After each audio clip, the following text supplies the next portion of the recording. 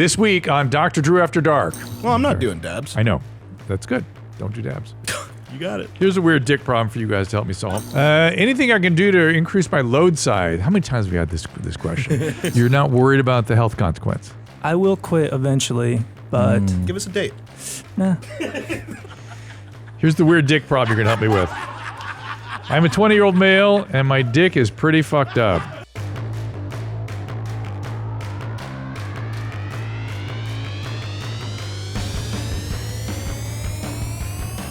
Welcome to Dr. Drew After Dark. Please be advised that Dr. Drew After Dark may contain sexually oriented content and be unsuitable for young children. Hey, welcome everybody. It's Dr. Drew After Dark, 818-253-1693 for those voice messages, and of course the email at drdrewafterdark@gmail.com. I haven't mentioned the merch store in a while, but today... I'll mention that in a second, but first, I just want to introduce the Booth Boys. It's me and the Booth Boys today. Yeah. Well, I didn't want to go to you until I'd introduced you because I can't remember I can't remember the address. YMH.merch. What is it? Store.ymhstudios.com. I mean, I am wearing merch, so I guess it works a little bit. There you go. There we go. What are you wearing? YMH Studios t-shirt. Yeah, buddy. Look at that. Kind of my go-to when I'm here in the booth. Look at Chad. He's fully representing. Go-to booth attire. Yeah, it's pride. It's YMH pride. I just don't like making decisions, so I just put on a work shirt, you know? Yeah, he does wear that every day. He does? Mm-hmm. Not every day, but one, I think. Like every other day. in the booth, yeah. Like every day and a half. Gentlemen, other than the rancor that's starting already, how are you all doing? Hell yeah, dude. We're doing good. Hell Doing yeah. great, baby. It's any day today. So now that he's mastered basketball, he's moving on to something else. Oh, well, yeah, you're probably talking about me asking if you play golf. Yeah, I've been thinking about getting into golf. I mean, you know, my basketball career is at an all-time high. Why golf? Because that's what Michael Jordan did. So He also played baseball. look, golf is just something for the boys. You know what I'm saying? You gotta Slow down. So you gotta listen to what he's telling you. He says he's as good as Michael Jordan at basketball now. I mean, technically, So my he win needs to ratio is move better. on. That's all I'm saying. Technically what? Technically, my win ratio is higher than Michael Jordan's. Oh, boy. That's all I'm saying. Any day is really getting to Any's That's head. all I'm saying. Okay. What does Tom owe you something for this? Was there a bet? I forget. Well, it kind of got convoluted because I'm insane, and it was gonna be the hair transplant, which I decided, nah, don't really want that.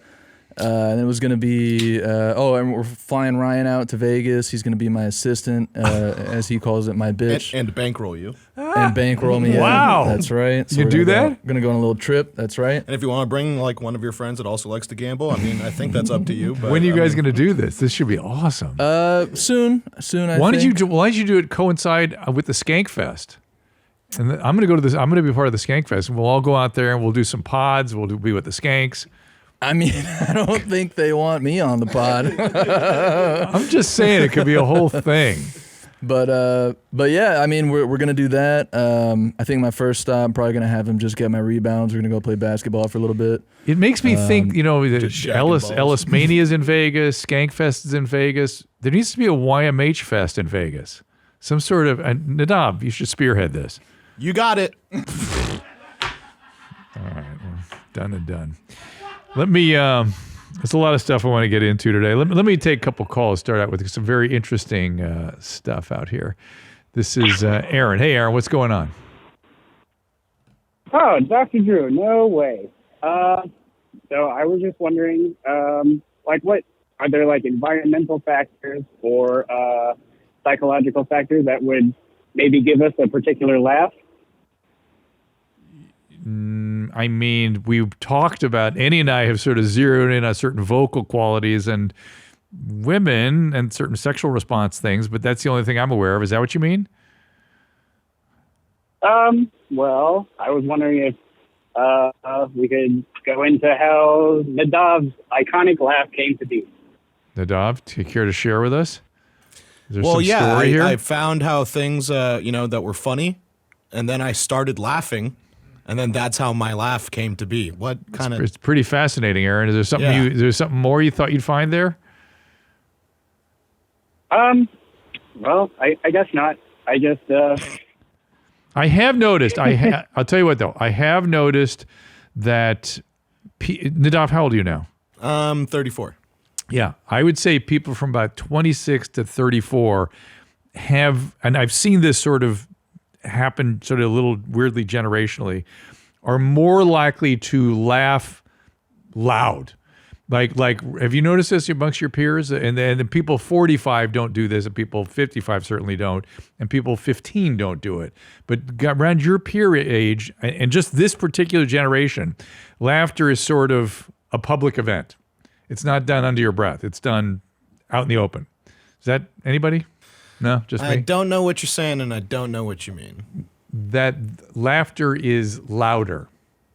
I don't know. I've had a pretty loud laugh from when I was a wee lad. No, I may well be that it's been going on that way the whole time. Oh, you're saying that people in my age range have always laughed loudly from when they were kids I've just to noticed now that you're adults that I'm seeing more of that. That it struck me that it's something interesting. I don't object to it at all. It's kind of nice, actually.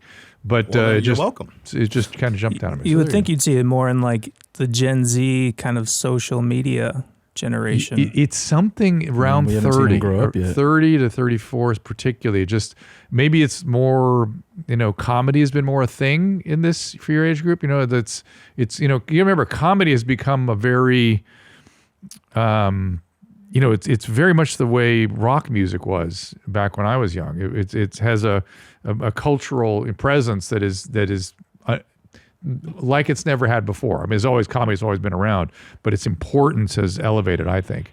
Hey, George, what's up? Hi, Dr. Drew and Booth Boys. Well, in February of this year, I went to my doctor to check on my ED, and he did blood work, and my prolactin levels came in high, and my testosterone came really low. So he sent me to do an MRI to check there was no tumors on my pituitary gland, and they found nothing. But my prolactin levels is still high, and my testosterone's low. How high? How high is your prolactin? It came in at 17.8. 17. So it wasn't like 100. No. Okay. So are you on a medication? None. Because that's what would normally do that. Sometimes maybe that you're picking this up sort of early. Sometimes these prolactin tumors are not detectable by MRI, particularly when it's sort of just getting going. It happens sporadically. It's not as though there's some sort of cause for it. It's just one of those things. But it is something that you ought to see an endocrinologist about, because they can give you medicine to block the prolactin secretion and production, and that will hopefully restore your testosterone. All right, that's great. Is there anything else that can cause it? High prolactin, pregnancy, breast stimulation, medication is numero uno, and then low thyroid. Did they check your thyroid? That's the other thing sometimes associated with that. So, but it's important you see an endocrinologist and they get them to kind of figure out what's what here, because something is up. Wyatt, what's going on there? Wyatt, what's up? Hey, how's it going? Hey, man.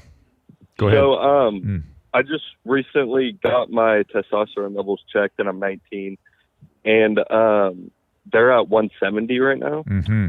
And I know that that's super low, and I was wondering if there's some natural things that I can do to bring it up. If that doesn't work, is it okay for me to get on testosterone replacement at 19? Wyatt, you need a diagnosis. The low testosterone is not a diagnosis. It's a symptom. I just talked to a guy that had low testosterone from either a thyroid problem or a pituitary tumor. Very common. Okay. Very common. These things have to be treated. And if they go missed, you can get into big trouble down the road. So someone needs to figure out why your testosterone is 170. What even caused them to measure your testosterone? Oh, no, I work for Mark Bell here in Sacramento, so I'm like around fitness guys 24/7, and I lift and stuff regularly. So I was just curious. Well, that's just something that's weird and low. Particularly, are you having any other symptoms? Are you able to build muscle normally? Yeah, building muscles is fine, but like the last few months, my dick's been a little bit limp. I don't know. And that's probably what it's from, but it just started 5 months ago. I can get hard, but it's maybe 70%. Are you taking any substance? Anything? Yeah, I use Kratom Okay. daily. Well, Kratom crushes testosterone. So that's why it's down. Oh, really? You need to stop Kratom. Kratom is an opiate. It affects dopamine metabolism that affects prolactin and very substantially reduces testosterone. Okay. So that's good to know. no bueno. No, you will have a withdrawal. Okay. You will have withdrawal. If you're taking enough to lower your testosterone, Yeah. you will have withdrawal. So you need to be really careful with this. Yeah. Okay. Okay? Yeah. That sounds good. All right. All right. Thank All right. you. Good luck. Drew, what is the deal with Kratom? Like what? Like I didn't know that it reduces testosterone. It's and, an like, opiate. Uh-huh. It's opiate. It's just an opiate. And it's a weak opiate. It's a very mild opiate, but it has all the effects, particularly if you take a bunch of it, of any other opiate. That's it. It's just, I don't understand why people, listen, I was doing Jason Ellis's show the other day, and he had trouble getting off it. He was on a bunch of it, and it had terrible trouble. It's very common for people to get in trouble with that drug. The fact that it's not more controlled is odd. How are you guys doing with your substances? Nadav, how you doing? Doing great. Nothing. I mean, I'm still smoking weed, so the estrogen and the big titties are coming in, I guess. But Still throwing up every night. yeah, I'm uncontrollably. throwing up all the time, dude. Yeah. Are you? No, Because that happens, man. That it happens. doesn't happen, Drew. It happens to 2 people that you know. Oh no. Happens. Let's put it this way: if you're doing dabs, you're very commonly having that problem. Well, I'm not doing dabs. I know. That's good. Don't do dabs.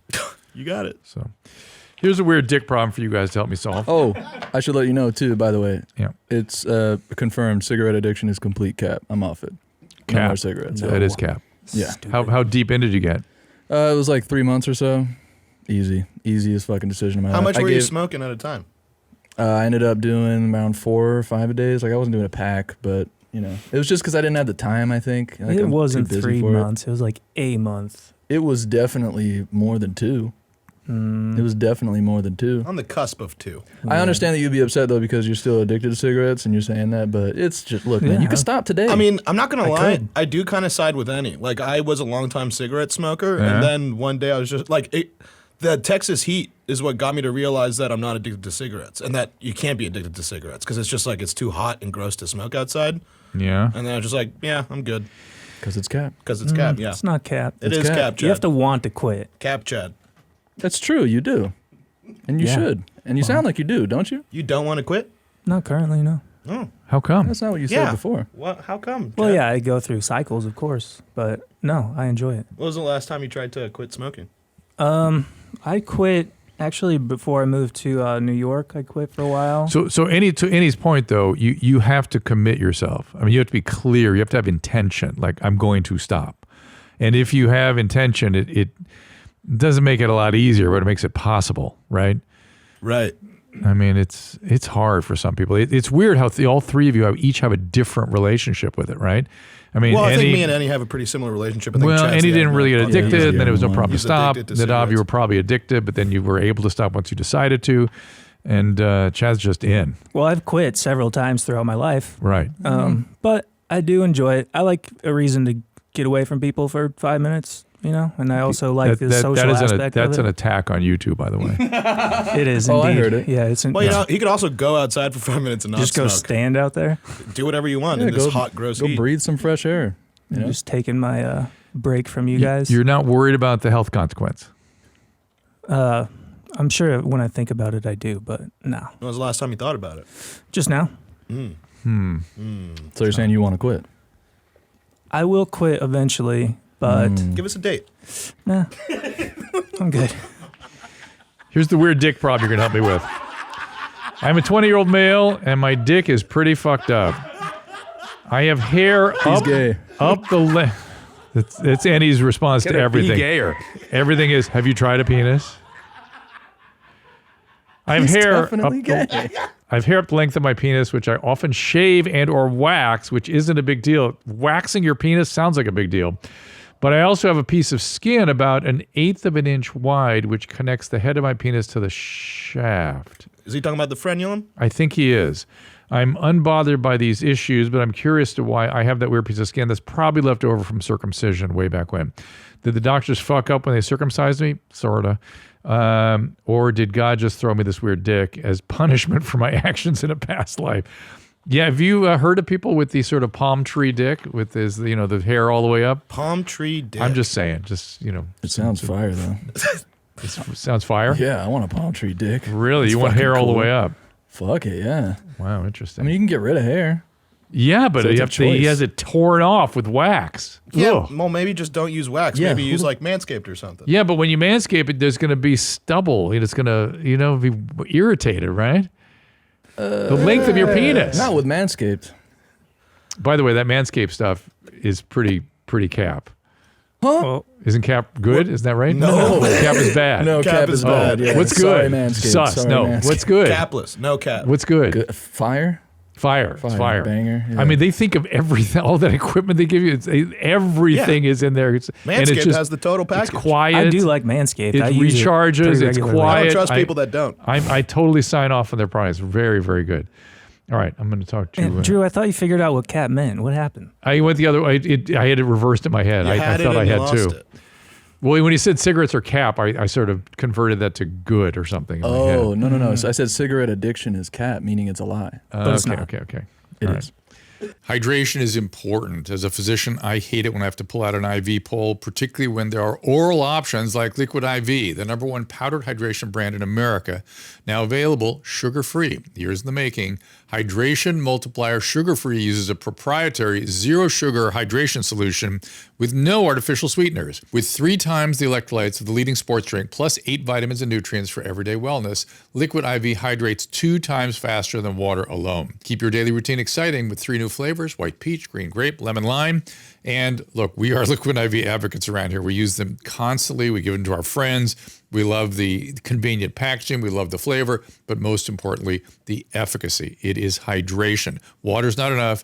You need solute. And of course, the flavors are great. We have the white peach, green grape, and lemon lime now.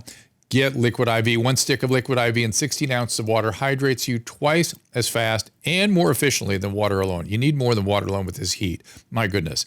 Liquid IV combines science-backed zero-sugar technology, 0 calories, no artificial sweeteners. As I said, 0 sugar. They have a proprietary amino acid allulose blend for the sweet taste. Contains 8 vitamins and nutrients.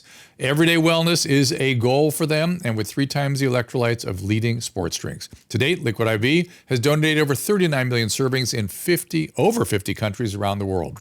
Real people, real flavor, real hydrating. Now sugar-free.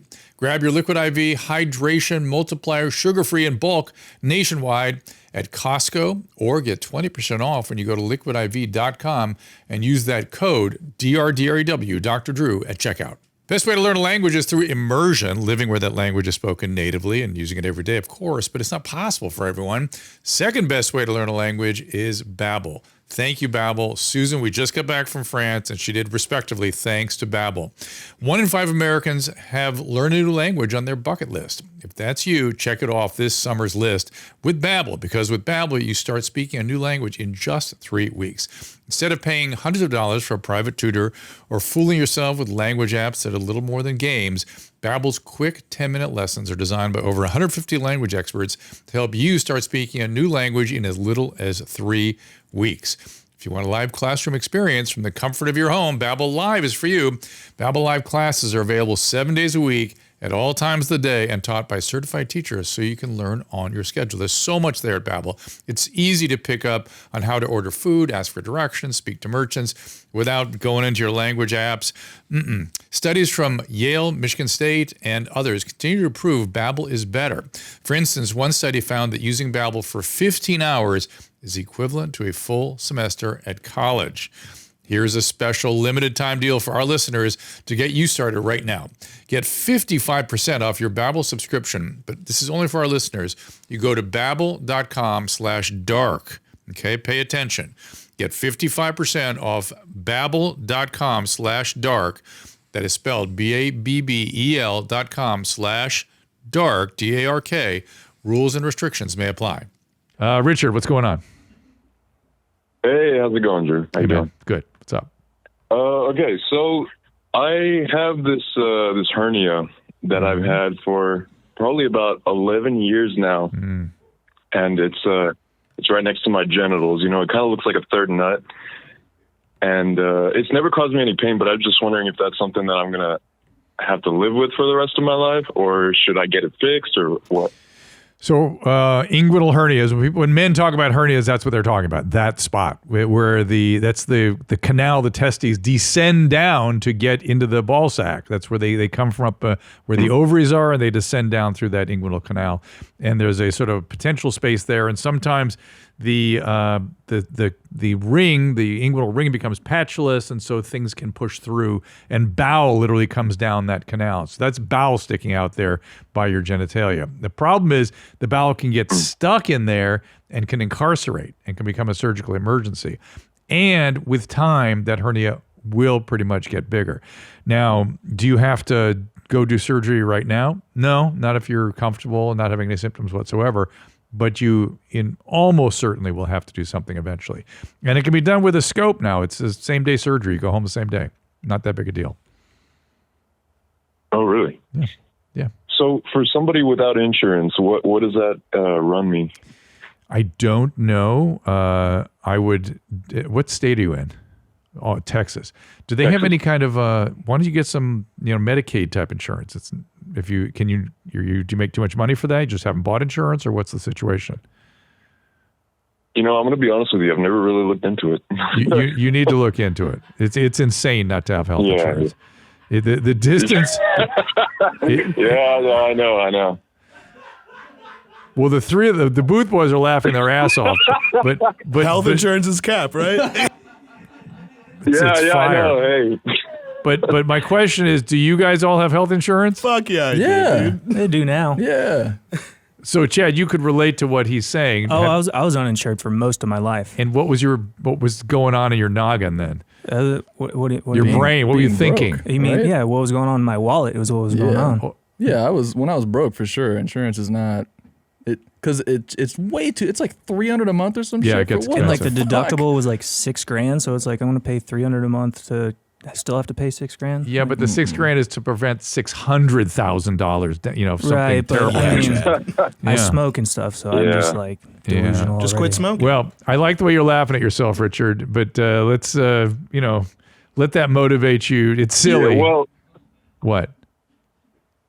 Oh, sorry. Yeah. No, I mean, I recently quit my job to become a full-time artist, so I'm not making as much money as I used to. So yeah. I mean, look into Medicaid or something. Just something to get you covered. And not many surgeons would take Medicaid anyway. So I mean, you may have, if you want to do it out of pocket, you can. It would be thousands of dollars, I'm sure. Not so much for the surgeon, but for the operating room and the anesthesia and all that. That gets expensive fast. Okay. Yeah. All right. So I've also thought about just going to Mexico and doing it over there. Is that a bad idea? Better you go to like a county facility. Many county facilities have. Why is that funny? Because that's usually free or significantly reduced care. Expense. Now, in that case, you're often going to be operated on by residents and fellows and things, but they're usually very well supervised. So you go to a teaching hospital at a county center, and that's where people go when they don't have insurance many times. Oh, goodness gracious. Can we do a couple TikToks just to kind of get me going here? Yeah, you guys we think? can do a couple TikToks. All right, let's do that. Come on now. G'day, Dr. Carl here. Why do you have to change your sheets? Well, every day you generate from your skin about 1.5 grams of dead skin cells, which both attract and are enough food for 1 million dust mites. And then on top of that, your skin exudes oils and sweat. And then on the other hand, while you're lying in bed, you might have a little FART. So how often should you wash your sheets? Well, if you're in a very sweaty environment and you sweat during the day and then you come home all sweaty and then you don't shower before you go to bed and you don't wear pyjamas, well, maybe twice a week. At the other extreme, cold environment, don't sweat, wear pyjamas and have a shower before you go to bed, maybe every couple of weeks. The average is every 2 weeks. And according to one survey in England, in the United Kingdom, 4% of people wash their sheets once a year. Whoa. And men who are in relationships wash their sheets once a month, and men who are not in relationships once every 6 weeks, which might explain why they're not in a relationship. This dude is something. He's so gleeful about this stuff. It's so funny. I mean, he's just teaching. He's happy to teach. I dig everything I've seen this guy say. I is fire. I sign off as fire sounds too enthusiastic. Right? Is there a better word than fire, Andy? No, that's the one. You got it, dude. You're getting it. It's not cap. 2 for 2, baby. All right, another one. This is Cry Me a River. This is hard. I hate this. Why? I hate this. Why? You'll see. Now you say you're lonely. You cried all night through. All right, there's like 2 more minutes of this. I can't do it. I mean, it's not terrible singing, but that big tongue gets in the way. There you go. You got it. And there are medications that give sort of thick, large tongue like that. And they're kind of seizure medicine, if I remember right. Huh. And to keep you from biting on stuff? Yeah, I just wonder. Something is not right. Other than the big tongue? Yeah. Something that's... Oh, yeah. Like she has 4 eyes. Her eyes are bad. Can you sing for us? Wow. Do people interact with her and stuff and have her do things and that part of the game here? 100%. Yeah. This is one of those comments. Yeah. Do you have any more of her stuff, like other things they're making her do? Unfortunately, yes. No. Uh-oh. Well, I mean, it's somewhere in there, but I don't know where. All right. And Christina loves this girl, I guess. She's a fascinated by She throws her into the curations. Okay. All right. Give me another one. Oh, yeah. Don't blink. You might miss it.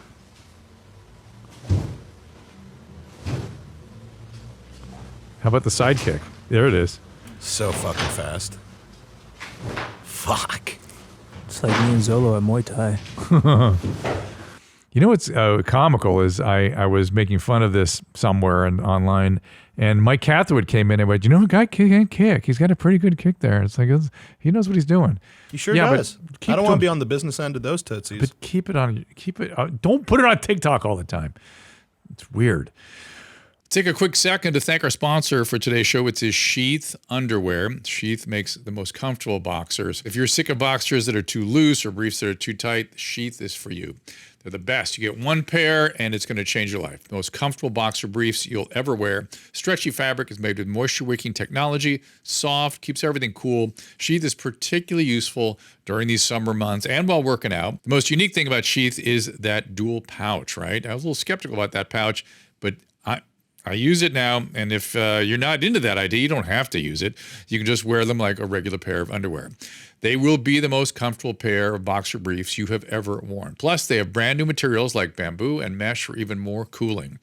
I love Sheath. I wore them while we traveled, and they were amazing. And I used the pouch while we traveled. Here's what I want you to do. Go to sheathunderwear.com and get the most comfortable underwear you will ever wear. If you use the promo code AFTERDARK, you'll also get 20% off your order. That is Sheath Underwear, one word, sheathunderwear.com, promo code AFTERDARK for 20% off your order. If you didn't already know, our friends at Manscaped now sell beard products. Yep, that's right. The leaders in below-the-waist grooming changed the game with their Beard Hedger Pro Kit, and now they're going a step further with their brand new Handyman. It's an electric face shaver for a quick, convenient way to achieve a clean-shaven look. Whether you're looking to sharpen up your neckline or give your face a smooth finish, the Handyman has you covered.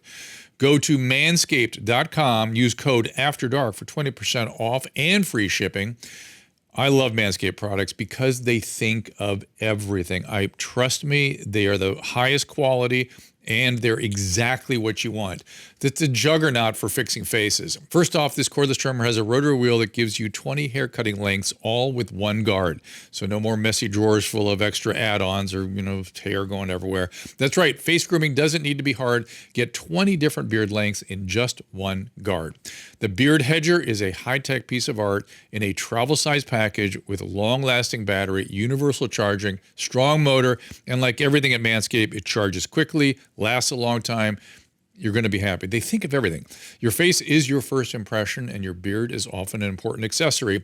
Make sure you have the right tool for the job with Beard Hedger. So get 20% off and free shipping with the code AFTERDARK at manscaped.com.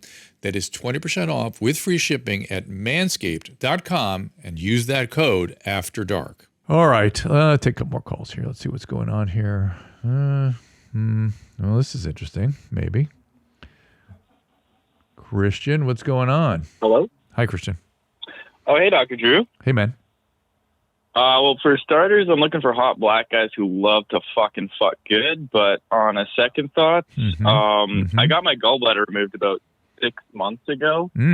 And ever since, I wake up maybe 2 or 3 times a week with this like weird kind of dull pain in my stomach. Sometimes it's so bad that it like wakes me up, and I'll be up at 6 in the morning. And the only thing to make it feel better is if I just kind of elevate myself like 90 degrees and kind of like sit up straight, and then it kind of goes away. Sometimes it takes like 10 minutes. Sometimes it takes 30 minutes. Wow. I find that either if I go to bed really, really hungry, or if I eat maybe right before I go to bed, I think that might be making it worse.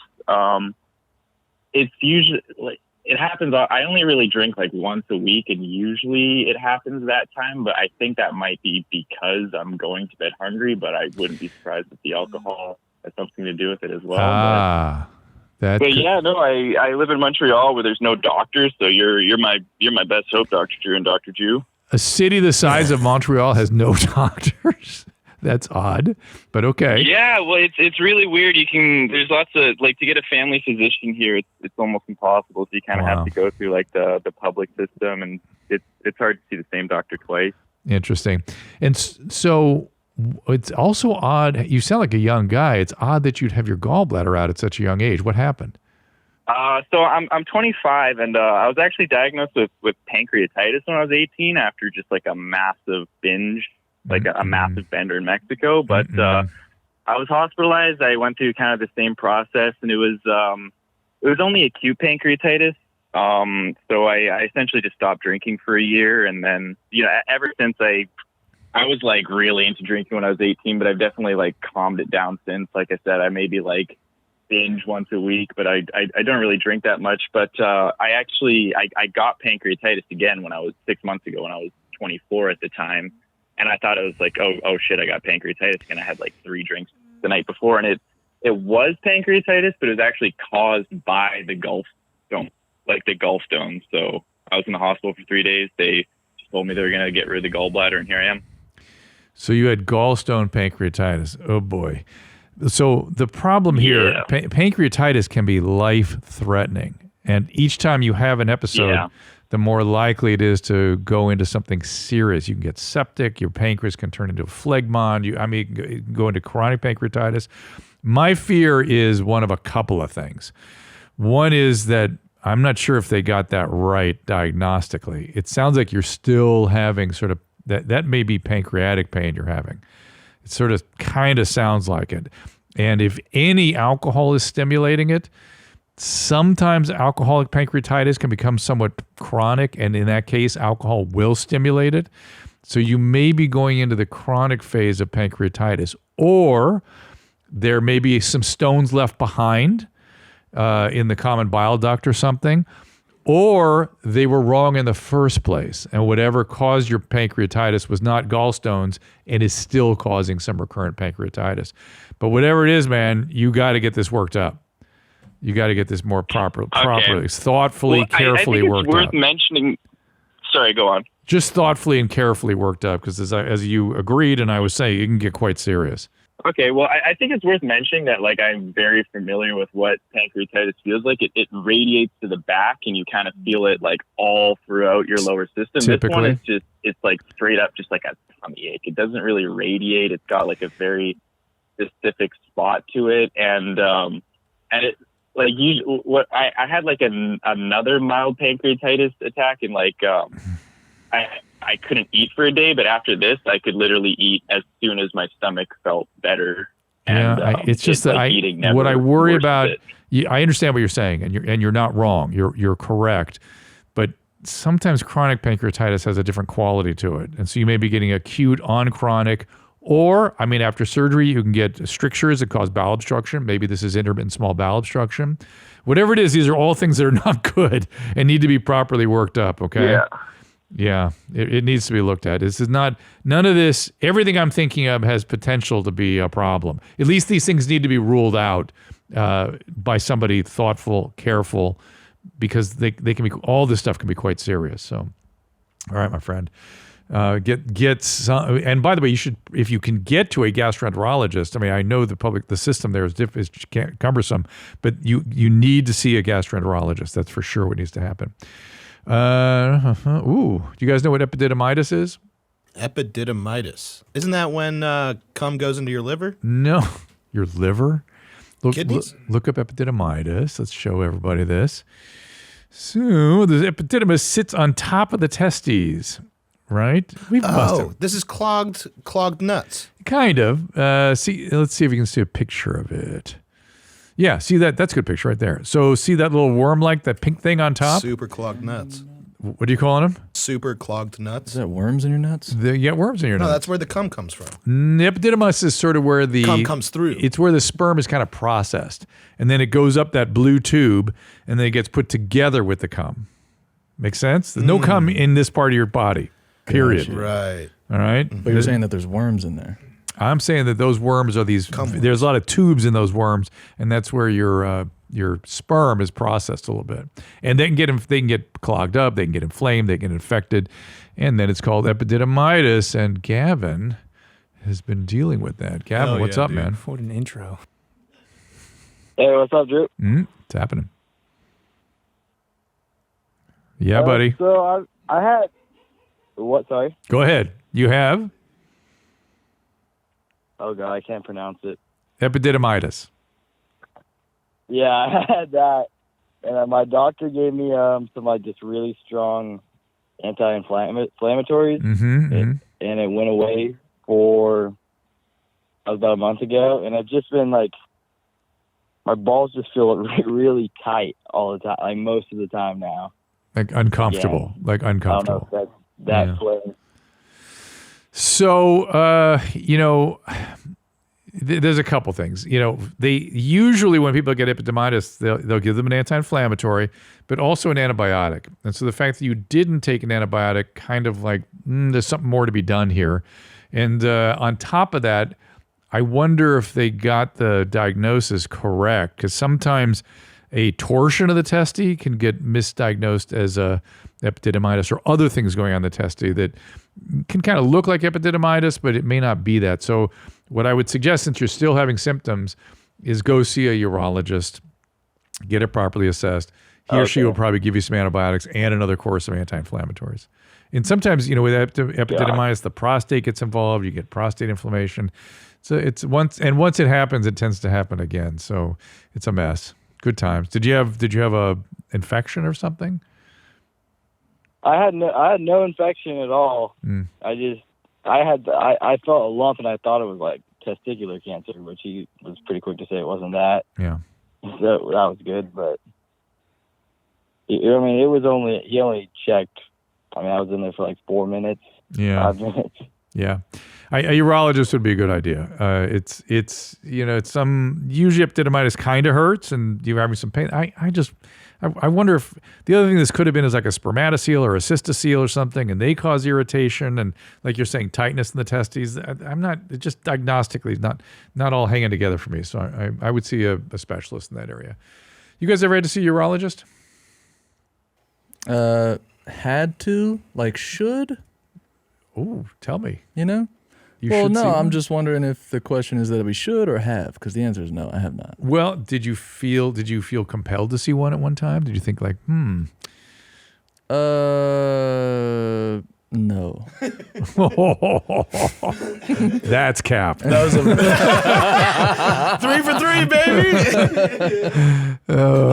Yeah, I saw one in high school. Yeah. Because someone kneed me in the nuts really fucking hard. Ooh. And I fell over. Like, it was during PE basketball. Uh-huh. And someone went for a layup, and I tried to pick up the offensive. And yeah, you just need me straight in the balls. You can rupture the testy. That's a kind of a common thing. No, yeah, my dad was laughing pretty hard when I called him to come pick me up. No. He was. I was in the nurse's office, and I was like, "Hey, Dad, I need you to come pick me up." He's like, "What happened?" I'm like, "I got kneed in the nuts really hard." He goes, "And do you want me to come pick you up?" Did you and Christine have the same dad? No. No. Did it swell up afterwards? It turned. I think it turned colors. Purple. Yeah. Yeah, the doctor kind of also laughed a little bit. Did they? And they were like, "You did not bust your nuts or whatever. You're fine. It might hurt to walk for a couple days. You'll be okay." Did you have an ultrasound done? I think I did. Okay, and is that It felt testing really weird and gross. Yeah, and is that testing normal size now? It is normal sized. How old were you when that happened? I want to say I was in 10th or 11th grade. So high school, yeah. So yeah, they usually do an ultrasound because, again, as I said, they can fracture. They can be crushed, fractured. It can be a mess, and sometimes they need surgery or be removed. It's good times. So Isn't it something? Maybe this is an urban legend, but I heard that nuts are kind of like the strongest part of your body. Is that true? they're pretty strong. I mean, they're remarkably. They're the way they're constructed. They're designed to get through a kind of a crush thing. But sometimes, like a hard wrap, like I saw a hockey puck rupture a testy. Boom. Oh my God. Yeah, like pow. Coming in that fast was it. and strong. Fast and hard and strong. What's the matter, Annie? You get your eyes closed. I'm just going to my happy place. Home here now. Home here now. Chad, ever had to see a urologist? I don't think I've seen a urologist. I mean, I've had my balls looked at by a doctor, but I don't think it was a urologist. Is that just for normal, screening procedures? Yeah, mostly. And then I think I was probably maybe 19. I thought I had a lump in my testicles, but I think it was whatever this guy had actually. Went away. Interesting. Let's, any voicemails? I haven't heard a female voicemail in a few weeks. What do we got? Oh, you want a female voicemail? Oh. Hey, Mommy. My name's Brianna. I just had a really weird experience last night when I was trying to blow a balloon for my little niece. When I was trying to put air in this balloon, it felt almost as if the air was coming out from these cavities and coming out of my ears. I don't even know if that's possible, but it just felt like I couldn't get the air in the balloon. It was going out of my body somewhere else. And it was the weirdest feeling. Kind of scared me a little bit because I've never had trouble blowing a balloon.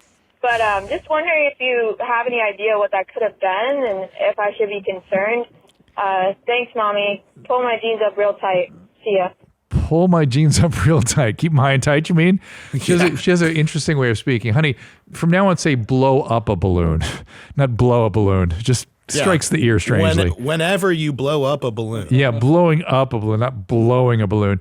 And all she's talking about is clearing her ears. You know, people, when you go underwater and they say clear your ears, you hold your nose, you push, and the air comes out your ears. Now, some people, air can come out the eye. There's some ways it can get through. Me. It comes out your eyes? From your eyes? Mm-hmm. Look at him. I've had the ears thing. How'd you find that out? I thought everyone knew that. I don't About think you? so. No, about themselves too. But for you particularly, were you blowing a balloon? No, I mean, I grew up on a lake, so I was swimming a lot. So Yeah. I think that's when I tend to notice it more. Yeah, in the water. interesting. Yeah. Like the water would bubble when around your eye, kind of thing. Yeah, and I could feel it come out. Interesting. Look at that. Yep, that can happen. Wild. Let's see some more TikToks. Then I want another voicemail. Let's do it, dude. Ooh, that's pretty impressive. This can't be real. Super fake. Fake? Yes, this is cap for Definitely. sure. How do you fake that? There's some weird speed changes happening. Let's see it again. Explain what you're seeing. That's Drew. reverse. It's reverse. What do you mean? Explain what you're seeing, Drew. There's some dude with 15-pound weights, and it looks like almost books or boxes of video cassette boxes piled up, roughly 4 feet high, something like that, and 3.5 feet high, and he jumps over them. He just goes from a seated position, holding the weights at his side, and jumps over these frontwards and then backwards. Yeah. Fake. All right, I believe you guys. Yeah, his hang time is really unnatural. Yeah, there is something odd about it. All right, see another TikTok. Here it comes. really cool nunchuck guy with a really loud generator going on in the background. This guy fucks though.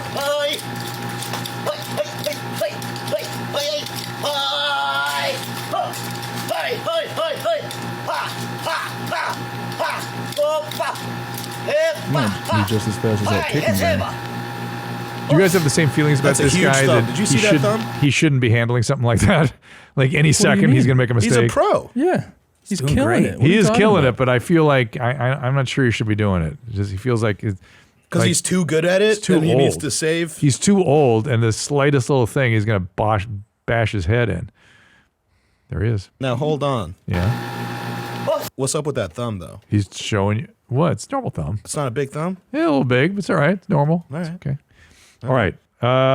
Here's a poop question. Husband and I are big fans. I'm writing because I have a question for regarding Browntown. We do butt stuff, and no matter what time of day, no matter what I eat, or when I poop, there's literally never any poop, like ever. My husband is definitely above average with his whatever, so it's not like he couldn't reach things. I'm not complaining. It just makes no sense to me, and I'm wondering how there could be. How is there never any poop in my chute during butt stuff? I mean, just congratulations. Take the blessing, right? Yeah, it's a fire, right? That's getting away from Yeah, me. and essentially the way that kind of happens is she has firm stool. Remember the poop chart that we've gone through? She Hell is yeah. on the firm end of that. And when her poop moves into position, when she gets what's called a mass movement into the anal ampulla, she will have the desire to go, and she will go. And then that's it. Then it's all upstream, too far upstream for the husband to get to it. So she's one of these people, and not everyone is that way. In fact, few people are that way. And yeah, like you said, it's fire. Let's see. Let's hear another voice message, if you don't mind. Sure. Yeah. Hi, Dr. Drew. My name's Ham. I'm from Oregon. I just had a quick question. Is it normal that sometimes when you blow your nose, and if you blow your nose too hard, that you pee your pants a little bit? Because I've noticed that over the last, month, that keeps happening to me. So I was just curious if that was normal or not. Thank you very much, sir. Keep them high and tight. Drew, I got this one. Okay. Your pelvic floor needs some work, sir. I suggest you do some Kegels. That is for sure true, and that would work. And work on your stream. However, he sounds like a young man, and for a young man to have stress urinary incontinence is sort of odd. It makes me wonder if he's on any medication that may be sort of loosening things down there a little bit. It's something that usually happens in women who've had children, then it's very common there. And it can happen in men as they get older. And again, the pelvic floor musculature is not as taut as it used to be. But for a young guy like that, it's kind of odd. And yes, to Nadav's point, it will improve with don't shake your head like that, Annie. I don't know why. Is it I call him Annie? I don't call you Nadav. Yeah, always switches. He I switches switch you around guys all the time. Yeah, It's so weird. Yeah. But at least I catch myself now. But to Nadav's point, the Kegel exercises will help. It might be nothing. It's stress urinary incontinence. It's a very common thing, but it's a little weird for somebody your age. That's all I would say. All right, I've got a bunch of good questions still. I want to kind of get Ooh, to. I have another voicemail from a lady, if you'd like. Ooh, let's do it. Hi, Dr. Drew. My name is Christina. I have a question. So, for lack of a better word, are there Kegels that you can do for your butthole? I have some girlfriends that are really into anal play, and they're really worried about having a really loose butthole as they get older. So, are there quote-unquote Kegels for your butthole so you don't become, a poopy pants as an old person? Awesome. Thank you very much. Yeah, really interesting question. I don't think I've ever been asked that question before. And of course, it's so funny. Women can't say butthole without some inflection or some leaving the T out. It's very interesting. I don't know why that would be, but so it is. Butthole. Yeah, butthole. And in this case, it's butthole? Yeah, the Kegels would help, but they are not specific for that area. There probably are people that can do physical rehab in that region, although I've never really heard of that. What does that look like? I probably with putting something in there that you have to squeeze on. I have seen people that get spasming and pain in that area do that kind of rehabilitation, but I don't know that it really strengthens things that much. So just kind of usually, and when people get into trouble with that area, it's because they tear the muscle. And tearing, you can't, the strengthening is not really going to undo the tearing. So just be careful. Just be good to yourself. Be gentle. But use lots of lube, that kind of thing, and you should be okay. Hey, Dan, what's going on? Hey, Dr. Drew. Long-time mommy, first-time caller. How's it going? Yo, man, what's up? Fire. Okay, perfect. My question was about when I was like 18 or so, I was like 350 some odd pounds. And then by the time I was 19, I lost, I was down to like 160, 170. Wow. And now I'm about 24, 25. And I'm still holding it down at like 180, but my fucking man tits won't go away. Yeah. Yeah, I mean, that's why they do plastic surgery on these sorts of phenomena when people have excess skin. Usually they have to do this when men have residual actual breast tissue under there. They literally have like literal man boobs, but just from the excess skin and stuff, yeah, they can do that surgery too. So do you have excess skin? Oh, no. These are nice boobs. These are like real ones. Yeah. So you've got, there's actual glandular material under the nipple. Yeah, for sure. It's definitely not like my extra skin, like on my stomach. Right. So that's what they do the surgeries for. I would suggest you do it. It probably happened because you had all that excess adipose tissue around. When you hit puberty, the adipose is producing estrogen. You're not producing that much testosterone, and the breasts grow. And sometimes they don't go back down. That just happens. And so there are surgeries to correct that. How did you lose the weight? Honestly, I was eating like a real jerk. I was having like a family-sized bag of chips and a 2-liter before dinner. So I just stopped doing that. Started walking. Just little things. So it's so interesting. I mean, that it's just simple dietary, paying attention to diet, and that's it. 100%. I mean, yeah, like for a while I did like keto and all that, but it wasn't fun. So I just stopped eating, I just was mindful, stopped eating 3 double cheeseburgers. Jeez, good for you, man. Congratulations. Sometimes I think that 80, 90% of diet is just paying attention. You know what I mean? If you just are paying attention. Do you have to watch your diet, Andy? You just eat whatever you want? No, I watched my diet for this basketball game actually super close. I changed my entire life around for maybe 40, 50 days or so. Really? Yeah, I was doing everything healthy. It was actually the worst time of my life. But No kidding. but since then, no, it's back to sludge life, baby. I eat and drink whatever the fuck I want. Yeah. And we still look shitting great. twice a month? Is that still the sort of the pattern? Let's go back to some TikToks. I think All we right, got some give me a TikTok. TikToks in Give me there. a TikTok. Did you know that Lucille Ball heard spies through her own teeth? In 1942, Lucy was filming Dewberry Was a Lady with MGM. This was during the early days of the U.S. involvement in World War II. Lucy recently had temporary lead fillings installed in her teeth, and one night she was driving home from MGM to the ranch her and Desi owned. This is what she said. And all of a sudden, I heard music. But I mean, with a great beat, and I looked down to turn off my radio and it wasn't on. And I turned around and looked to see if there's anyone behind me. And the music was getting louder and louder and louder, and I realized it was in my mouth.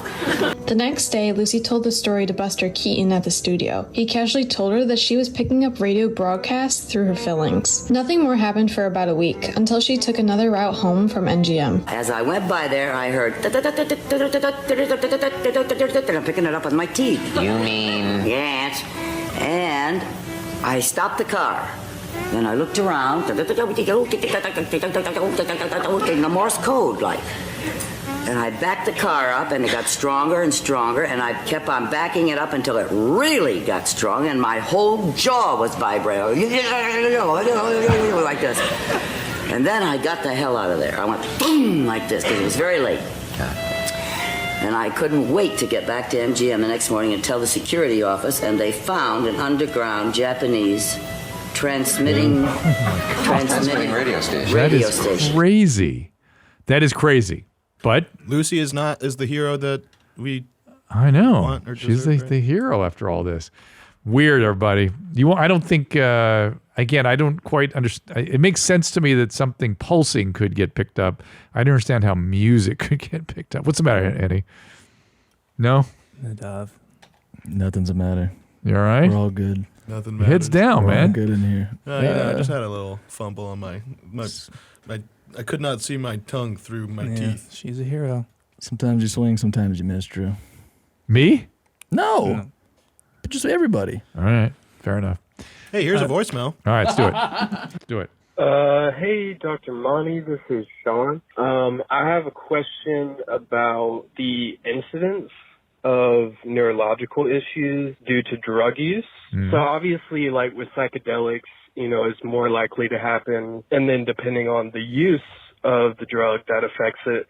But like, what's the range? So like, if you use drugs for like 2 years and then get sober, how likely is it that you'll run into issues? All right. Well, thank you. Bye, Mommy. Yeah. Unfortunately, you're being so vague with what you're asking about in terms of neurological issues. Look, it's 100%, right? Drugs, alcohol affect brain a lot, 100% of the time. Now, are there irreversible changes? Some. Are they meaningful irreversible changes? Not usually. But if you use enough drugs, I mean, MDMA hits the mood center and the memory centers. Meth does the same thing, destroys certain areas of the brain. Alcohol generally destroys the brain, particularly the cortices.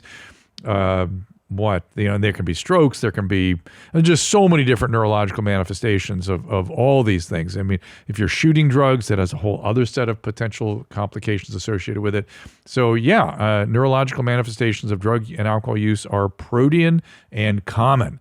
But how long and which drugs and which neurological conditions you're talking about makes it sort of a vague question. What about Jew You Down? What is that? Yeah. Yeah, I think you'll like this. All right. The fact that I walk in and say, hey, I'm going to have to Jew you down is not an ethnic slur. That has nothing to do. I'm not referring to the Jewish community. Okay, I use that term as an adjective, as a descriptive word of bargaining them down. The person I said it to knew it. I think you or anyone that's watching that knows that. So yes, that is not an ethnic slur. It's so interesting. This is a great example of how people can be blind to their biases and things, and where even language comes from and how language lands in certain people. This is fascinating to me, and a poster child for what we should all be thinking about in terms of our own awareness of the other people's experiences and how we impact other people. I just think that we all have a real responsibility to be careful about that and pay attention. He doesn't even and not be resistant to feedback like this guy is. Anything I can do to increase my load size? How many times have we had this question? I have a 30-year-old healthy male. Even when I don't ejaculate a day or two, I shoot pathetic small loads. Is there anything I do to increase it, or do I just have to accept it? Thanks, piss on me, beat me. Bet I'll be coming up in May. I mean, hydration, levels of stimulation, prolonged stimulation, delayed ejaculation, all these things could increase it somewhat. But as I've explained many, many times, really, as much as anything, it's the size, the volume that is stored in the balls, not in the balls, in the liver, not in the liver. I don't know why I'm blanking on the name of this. Show me the epididymis. No. Epididymitis? Show me the prostate and testes, and I'll tell you what we're talking about. God, it's bizarre that I'm blocking the name of this structure, but it happens. Semivesses? The vasi deafes. No, just get me a. There it is. Yeah, the semivesses. No, just give me that picture down the middle. No, the other one, next to it, to the right. Ejaculatory duct. To the right. Yep. There we are. The seminal vesicles. Yeah, the semivesses. Oh, okay, semivesses. Yeah. I thought you said the vasi deafes or something. I mean, we said that too. Yeah, we were shooting. Semivesses, seminal vesicles are where all this is stored, and the size of them and the volume they hold, and how the stuff accumulates in there is what determines the volume out, and that is largely genetically determined. Gentlemen, can he also eat magnesium? Take magnesium supplements? No, I don't do very much. Right. And as you know, since I don't have a prostate, I don't produce any of that. I have zero fluid. Everything's normal. Very cool. The whole fluid thing is just a genetic thing. Your prostate produces the fluid stored in the seminal vesicles, essentially mixed with the sperm there. And but if you don't have a prostate, you don't produce the fluid. So wait a minute. Can you fake an orgasm then? As a man? I suppose I could if I wanted to, right? Because there's no fluid. There's no fluid evidence. Oh, it came so hard. You're so good. That's so crazy to imagine. You're Andy. I like the way your head's at. I gotta. Anything else? Any other magic tricks I should do? with my newfound glory. No, yeah, you gotta let her think that she made you come like 3 times. You just it's happening again. Multiple orgasms. Like RPC, yeah. Okay, all right. Then say, just kidding. And he told me to do it. Don't do that. Don't do that. Oh, my God. All right, everybody. We appreciate you being here. Appreciate you supporting us. Again, it's drfdark@gmail.com. Keep the voice messages and do look out for the announcement when we are taking calls. We are delighted to take your calls here, and we will see you next time. All conversations and information exchanged during participation in the Dr. Drew After Dark podcast or interaction on the drdrew.com website is intended for educational and entertainment purposes only. Do not confuse this with treatment or physician medical advice or direction per se. You must always follow your medical professional's advice and direction. Nothing on these podcasts or posted on this site supplements or supersedes the relationship and direction of your medical caretakers. Please understand, I am not playing the role of physician in this environment per se. I'm educating. I am a licensed physician with specialty boards in American Board of Internal Medicine and American Board of Addiction Medicine.